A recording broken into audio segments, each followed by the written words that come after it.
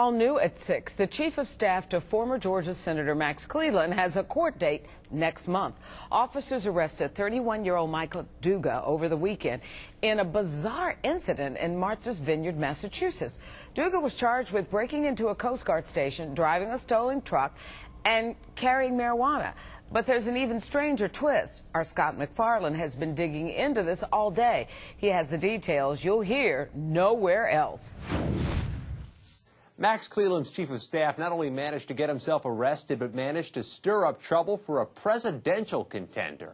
Michael Duga was either pretending to be or very much was a volunteer for the John Edwards campaign when this embarrassing ordeal happened. 31-year-old Michael Duga is former Senator Max Cleland's right-hand man. At least he was before this mugshot was taken when the senator suspended him. Duga's arrest Friday night seemed run-of-the-mill. Cops said he had some pot, that they caught him trespassing on Coast Guard property in Massachusetts, but it's what happened a few hours earlier that's really raising eyebrows. By telephone today, Mr. Cleland told me Duga had been volunteering that night with the John Edwards presidential campaign. What's more, Cleland says Edwards and Duga were riding in a vehicle together that night, and that Edwards and Duga even phoned Cleland from the car.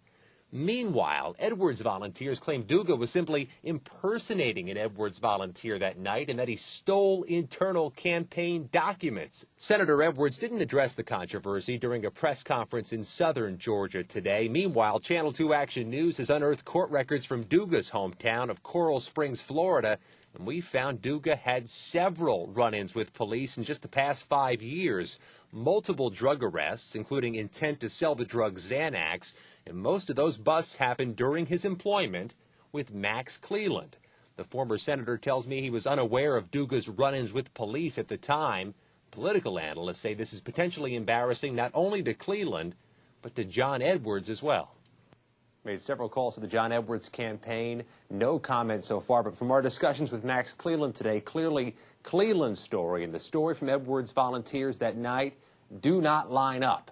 It's worth repeating. Max Cleland has suspended Michael Duga indefinitely. Duga in court in Massachusetts September 9th. In Washington, Scott McFarland, Channel 2 Action News.